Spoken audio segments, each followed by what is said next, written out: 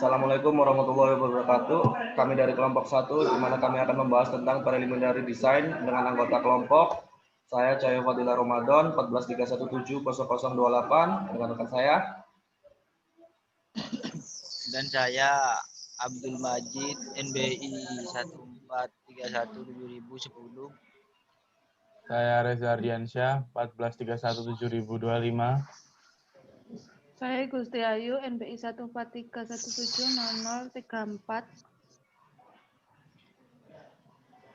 NBI 1431770. Di mana kelompok kami akan membahas tentang preliminary design. Dengan preliminary design sendiri pengertiannya adalah suatu proses untuk merencanakan suatu struktur, di mana perencanaan awal untuk menentukan mutu beton, dimensi balok dan kolom, dan juga dimensi plat.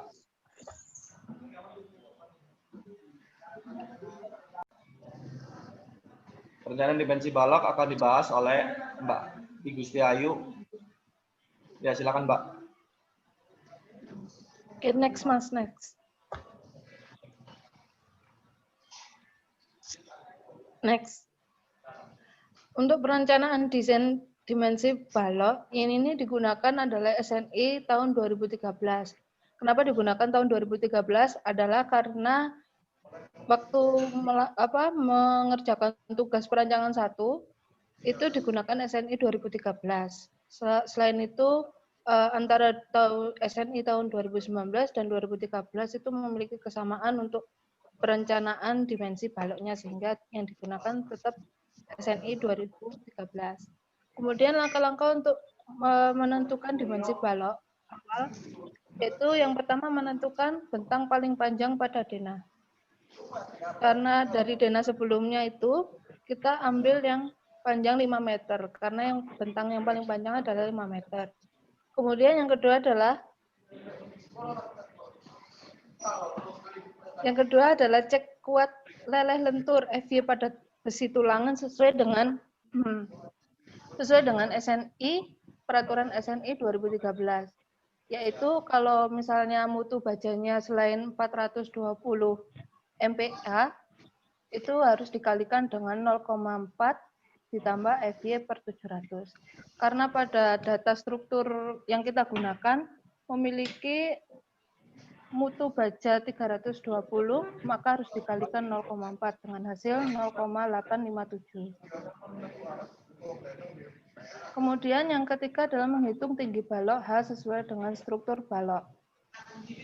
Dengan rumus, karena ini merupakan balok dengan 2 tumpuan sederhana, maka yang digunakan adalah L dibagi 16 dikali dengan yang sebelumnya. Yang step nomor 2, sehingga didapatkan 5 meter dibagi 16, L per 16 dikalikan dengan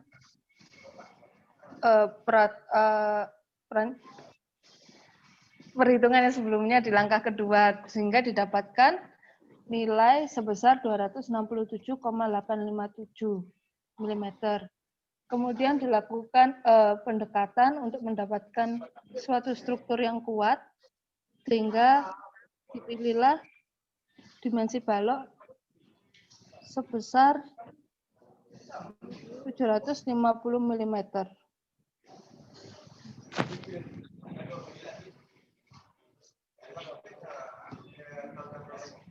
Kemudian menghitung lebar baloknya. Hitung lebar balok dengan mengestimasikan sekitar berkisar antara setengah sampai 2/3 dari tinggi balok. Sehingga B 2/3H didapatkan adalah 500 mm. Next.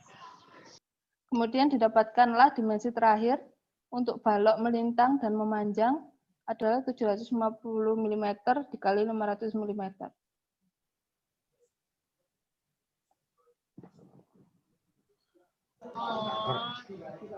Perencanaan dimensi kolom. Pertama, pilih kolom yang berada di tengah bangunan. Alasan memilih contoh perhitungan kolom berada di tengah bangunan adalah karena memikul beban paling besar daripada kolom yang berada di pinggir bangunan. Yang kedua, tentukan tinggi kolom pada struktur bangunan. Sesuaikan dengan rencana bangunan, lalu pada contoh tinggi kolom adalah 3,5 meter. Next. 3. Tentukan bentang balok paling panjang. Berdasarkan dana bangunan, bentang balok terpanjang adalah 5 meter. Yang keempat, pilih dimensi balok. Dimensi balok yang diambil adalah balok yang dihitung sebelumnya. Dalam perhitungan ini, dimensi balok adalah 700 mm dikali 500 mm. Yang kelima, hitung dimensi kolom dengan memperhatikan konsep strong column weak beam. Perhitungan dimensi kolom sesuai SNI 2847-2013, yaitu tinggi kolom L kolom sama dengan 3.500 mm, bentang balok L balok sama dengan 5.000 mm, H balok 750 mm, B balok 500 mm. Rumusnya adalah L kolom bagi L kolom lebih besar sama dengan I kolom bagi L kolom. 1/12 kali BK kali HK pangkat 3 per L kolom lebih besar sama dengan 12 kali BB kali HB pangkat 3 per L balok. BK sama dengan HK. Maka 1/12 kali HK pangkat 4 per 3.500 lebih besar sama dengan 1/12 kali 500 kali 750 pangkat 3 per 5.000. Hasil yang didapat HK adalah 619,888 mm. Untuk mendapatkan sifat struktur menjadi strong column weak beam, maka dimensi kolom harus lebih besar daripada balok. Berdasarkan perhitungan di atas, maka dimensi kolom adalah 800 mm ke 800 mm. Selanjutnya, perencanaan struktur plat, yaitu pilih satu macam plat dengan luas terbesar. Pada struktur bangunan diketahui FY sama dengan 320 MPa, dimensi balok 750 kali 500 mm. Pada denah diambil penambang plat dengan luas terbesar, yaitu LY sama dengan 5.000 mm atau 5 meter, LX sama dengan 2.000 mm atau 2 meter. Yang kedua, tentukan jenis platnya. LN sama dengan 5.000 dikurangi 750 dibagi 2 dikurangi 750 bagi 2, yang didapat hasilnya 4.250 mm. Dan SN sama dengan 2.000 dibagi 750 dikurangi 750 dibagi 2 dikurangi 750 dibagi 2, yang didapat 1.250 mm. Dengan peta LN per SN sama dengan 4.250 dibagi 1.250, yaitu 3,4 lebih besar dari 2 plat satu arah. Menghitung tebal minimum dan maksimum plat, yaitu 2,7 H-, rumusnya itu H- sama dengan LN dikali 0,8 ditambah FY dibagi 14, dan hasilnya dibagi 36 plus 9 beta, yang nanti hasilnya ialah 65,637 mm. Untuk rumus yang Hmax sama dengan LN dikali 0,8 ditambah FY dibagi 1.400 dan dibagi 36, yang nanti hasilnya 121,429 mm. Menentukan tebal plat yang digunakan. Diasumsikan plat yang digunakan plat lantai sama dengan 120 mm, plat atap 100 mm.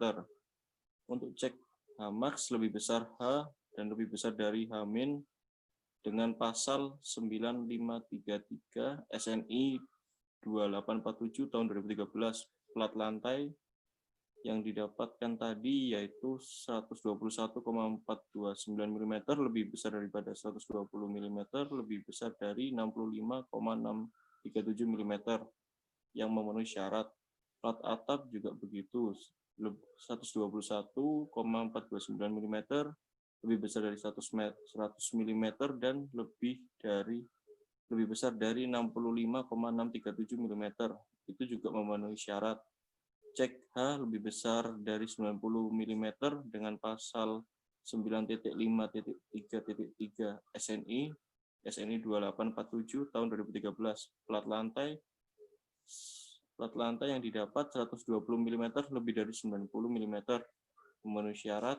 Plat atap sama dengan 100 mm lebih dari 90 mm memenuhi syarat juga.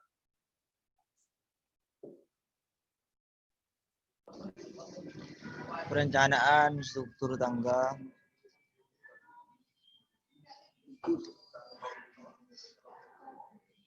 Tentukan data-data yang diperlukan untuk perencanaan. Lebar injakan 0,3 300 mm, tinggi tanjakan 175 mm, tinggi tangga 3500 mm, tinggi bordes 1750 mm, panjang datar tangga ialah 2000 mm.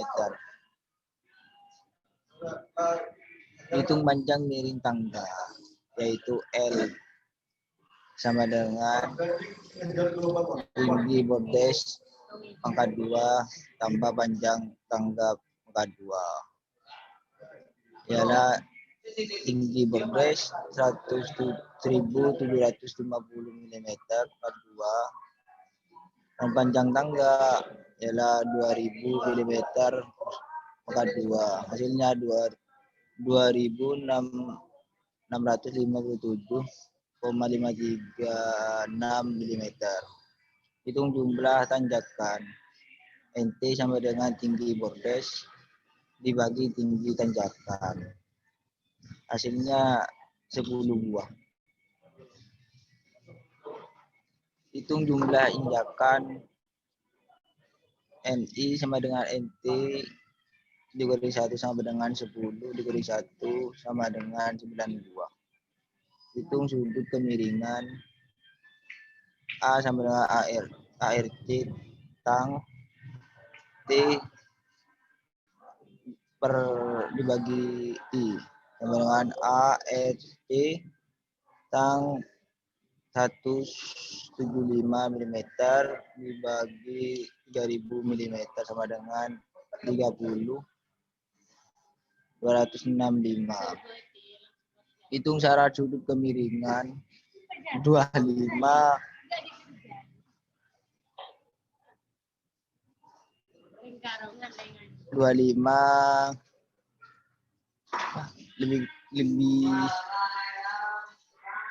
Lebih kecil sama dengan.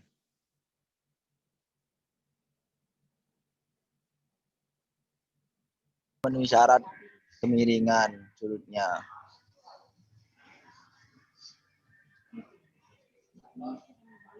Selanjutnya adalah pembebanan angin.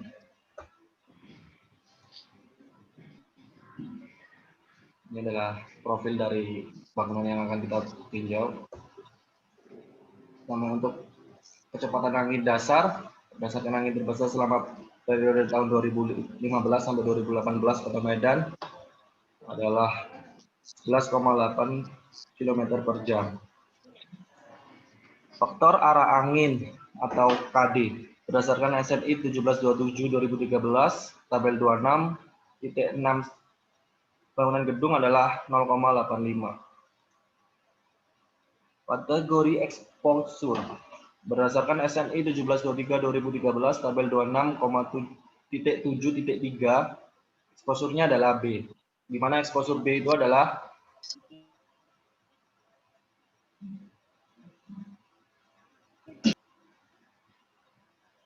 untuk bangunan gedung dengan tinggi atap rata-rata kurang dari atau sama dengan 30 kaki atau 9,1 meter. Exposure B berlaku bila mana kekasaran permukaan tanah sebagaimana ditentukan oleh kekasaran permukaan B. Berlaku di arah lawan angin untuk jaraknya yang lebih besar dari 1.500 kaki atau 457 meter. Untuk bangunan dengan tinggi atap rata-rata lebih besar dari 30 kaki atau 9,1 meter, eksposur B berlaku bila mana kekasaran permukaan B berada dalam arah lawan angin untuk jarak lebih besar dari 2.600 kaki atau 792 meter atau 20 kali tinggi bangunan. Dan ini dipilih yang terbesar. Yang keempat adalah memperhatikan tentang faktor topografi atau dalam kurung KZT. Faktor topografi telah diatur dalam SNI 1727/2013 pasal 26.8, di mana di sana diberikan jika kondisi situs dan lokasi gedung dan struktur bangunan lain tidak memenuhi semua kondisi yang disyaratkan, maka KZT-nya harus 1. 5. Faktor efek angin atau G. Faktor efek tiupan angin telah diatur dalam SNI 1727/2013 pasal 26.9. Faktor efek tiupan angin untuk suatu bangunan gedung dan struktur lain yang kaku boleh diambil sebesar 0,85. 6. Klarifikasi ketertutupan. Klarifikasi ketertutupan telah diatur dalam SNI 1727/2013 pasal 26.10. Untuk menentukan koefisien tekanan internal, semua bangunan gedung harus diklarifikasikan sebagai bangunan tertutup sebagian atau tertutup terbuka. Suatu bangunan yang tidak memenuhi definisi bangunan terbuka atau tertutup sebagian harus diklasifikasikan sebagai bangunan tertutup. 7. Koefisien eksposur tekanan velositas KZ dan KH. Tinggi bangunan yaitu 17,5 meter. Dengan ZG 365,76 dan dimana dimasukkan rumusnya adalah KZ 2,01 dalam kurung Z per ZG pangkat 2 per A, di mana hasilnya adalah 0,843. Dengan interpolasi berdasarkan tabel koefisien eksposur tekanan velositas KZ atau KH dengan Z 17,5, lalu dimasukkan ke dalam rumus interpolasi dan hasilnya adalah 0,861. Yang ke-8 adalah tekanan velositas, yaitu QZ dan QH. Tekanan velositas Q atau QH telah diatur dalam SNI 1727/2013 pasal 27.3.2, di mana QZ sama dengan 0,613 dikali KZ dikali KZT dikali KD dikali P pangkat 2. Hasilnya adalah 61,160 N per N kuadrat. Dan QH hasilnya adalah 62,466 N per meter kuadrat. Koefisien tekanan eksternal untuk dinding pada gedung. Lebar bangunan adalah 18 meter dan panjang bangunan adalah 25 meter. L per B sama dengan 1,389. Untuk SNI-nya bisa dilihat seperti gambar. Kita lanjut. Ini perhitungan terhadap angin yang datang bisa dirumuskan sebagai QZ dikali G dikali CP sama dengan 61,160 dikali 0,85 dikali 0,8, hasilnya adalah 41,589 N per M kuadrat, dimana 4,159 kg per meter kuadrat. Pada arah angin tepi, QH dikali G dikali CP, dan hasilnya adalah minus 37,167 N per M kuadrat atau minus 3,717 kg per meter kuadrat. Pada angin pergi, QH dikali G dikali CP, hasilnya adalah minus 26,548 N per meter kuadrat sama dengan minus 2,655 kg per M kuadrat. Ini adalah beban angin yang diterima pada setiap lantai. Next, memasukkan beban angin pada sub. Ini seperti SNI ini, maka kita akan plottingkan di sub. Mana langkah awal yang akan kita buat di sub adalah untuk menginputkan define load patterns ini. Lalu kita seleksi pada tiap tepi bangunan yang akan diterpa oleh angin seperti gambar ini. Maka anginnya adalah searah dengan sumbu X. Kita seleksi yang di mana di tepi kiri bangunan tersebut. Lalu kita menu assign, join load, dan force. Karena searah sumbu X, maka tandanya adalah plus. Kita masukkan 4,16. Lalu, dan ini selanjutnya adalah di belakang bangunan. Karena berlawanan dengan sumbu Y, maka dikasih tanda min agar arah gayanya itu berlawanan dengan sumbu Y. Oke. Sekian presentasi dari kelompok kami. Jika ada salah dan kekurangan kata, kami mohon maaf sebesar-besarnya. Akhir kata, wassalamualaikum warahmatullahi wabarakatuh.